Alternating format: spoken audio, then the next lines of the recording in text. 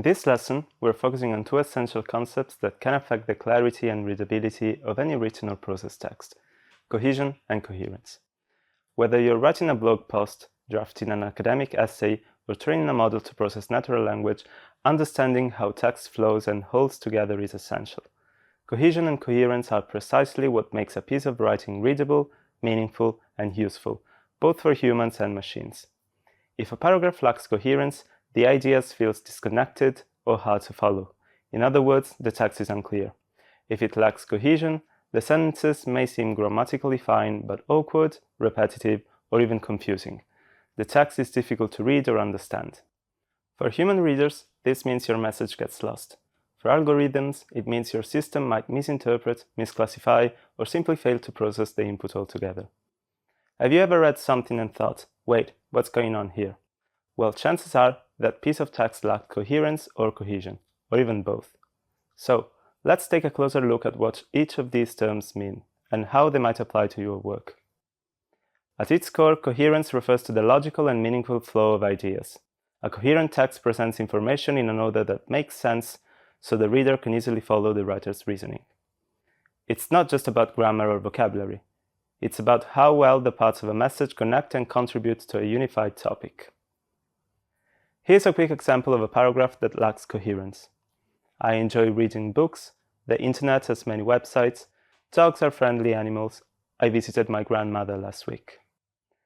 Each sentence is grammatically fine on its own, but as a text, it feels disjointed.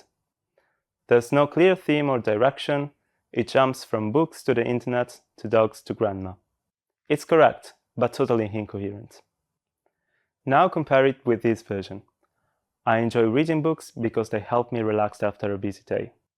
I especially like fiction, which lets me escape into other worlds.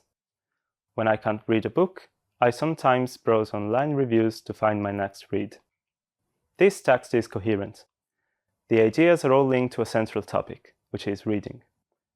The flow is logical and each sentence expands or builds on the previous one, forming a clear thought.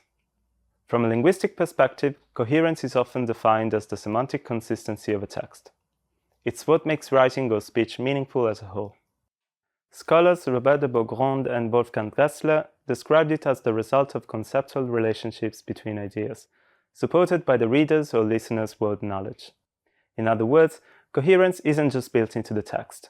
It also depends on the reader's ability to draw connections even when they aren't fully spelled out. Now that we've explored coherence, let's turn to a closely related concept: cohesion.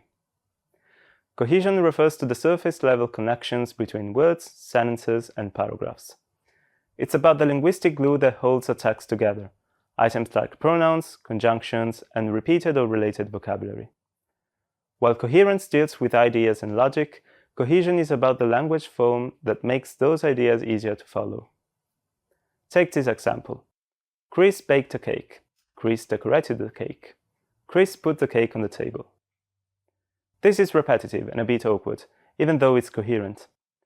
Now compare it to this version. Chris baked a cake, he decorated it and placed it on the table. This one is cohesive. The pronouns he and it help link the sentences smoothly. As you can see, cohesion doesn't change the meaning, but it makes the writing much smoother and easier to follow.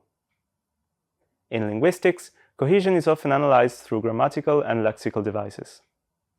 Grammatical cohesion includes references to previously or soon-to-be mentioned entities, conjunctions signaling relations between sentences, and ellipses, leaving out repeated words or pieces of information.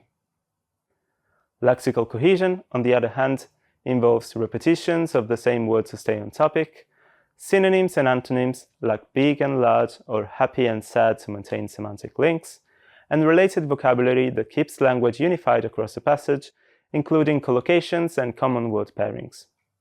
Now that we've looked at the concepts of cohesion and coherence, let's quickly bring them together.